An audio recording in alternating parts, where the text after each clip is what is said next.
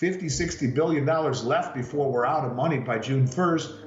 And then they expect us to pay more in taxes and go deeper into debt to borrow more money to spend on things that we can't afford. It's just crazy. It truly is crazy. And for people to think that all is okay right now and ignore all of this, largely I blame the media on it, because as much effort as I have to put into finding this information every week and talking about it in a coherent manner, you don't see any of it on the mainstream. It's just absolutely insane. So, I mean, they are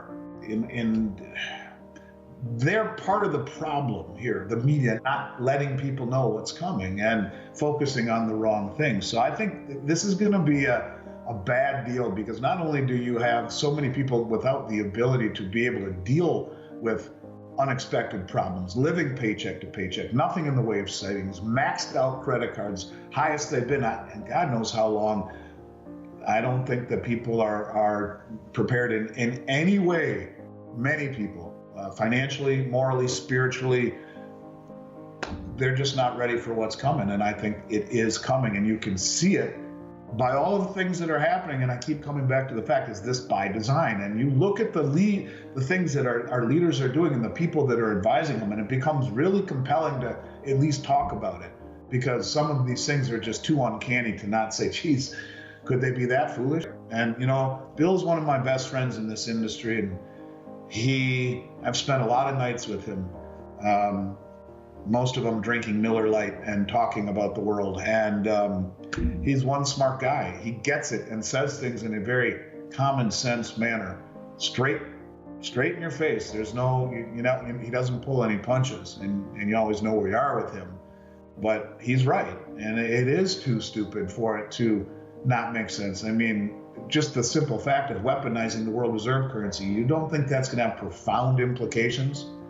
So we could go down that rabbit hole for a very long time, but you're right. And this is the problem when you talk about recency bias. It's a great topic. When you talk about normalcy bias, it's a great topic. And look, we all wish for that. It's because that's what we all want. We want to go back to simpler times.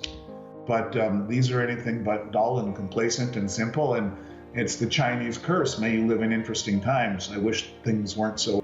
Yeah, it's becoming harder and harder and harder. Actually, I'm going to be speaking in Las Vegas at the end of September at the Silver Symposium, and he is someone that I'm going to grab by the arm and have a beer with. I'm really looking forward to meeting him. I've never met him in person, and looking very forward to seeing him.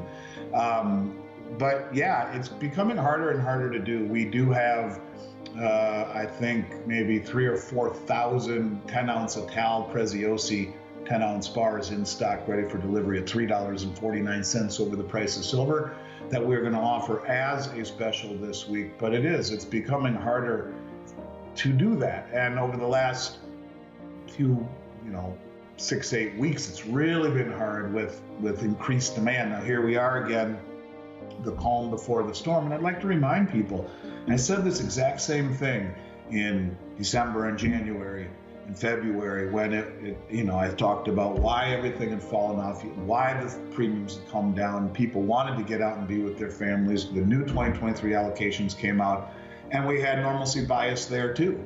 And bang, everything changed in a blink of an eye. And if you don't think another blink is coming, I have some coastal real estate in Iowa to sell you. It's coming. And I think this is one of these deals where, you're not going to have much more advanced warning than you have right now. And take a look at what's happening with the banks. Take a look at what's happening with the debt ceiling. Take a look at what's happening around the world. And it's just becoming more and more obvious that anytime you get an opportunity to become a contrarian, or to add to your contrarian position, to de-dollarize the way the biggest money in the world is doing, they're providing you a gift, a subsidy. And don't be bummed out by this last pullback.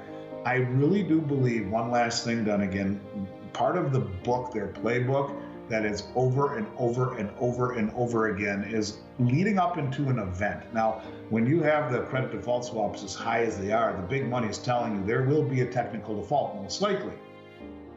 Is it a day? Is it a week before they reopen the doors and turn on the lights? Don't know. But, oftentimes what they will do whoever they is, the commercial banks or whoever is suppressing the price of gold, they knock it down leading up into that event where they know it's going to take off. And so that when it spikes from a lower point. And this is the playbook I've seen 1,000 times. Kind of the way it was this morning. They knocked it down all morning and bang, gold just popped back up again. So I don't know when it turns around, but I do know by seeing the massive amount of withdrawals off the exchanges, which are not stopping. They're increasing. And at the same time, the mathematical certainty that either we continue to print money or we default as it pertains to honoring our obligations both on and off balance sheet. So this is almost a mathematical guarantee, and it's just a matter of when, and it's not if. And if you are waiting for that validation by your eyes, you're going to miss out. You have to do this before everyone else realizes, what have I been missing here? And you have the privilege of being early, and we're still early, albeit it's getting later in the game. There are a lot of people who haven't even made it to the field yet. So anyways,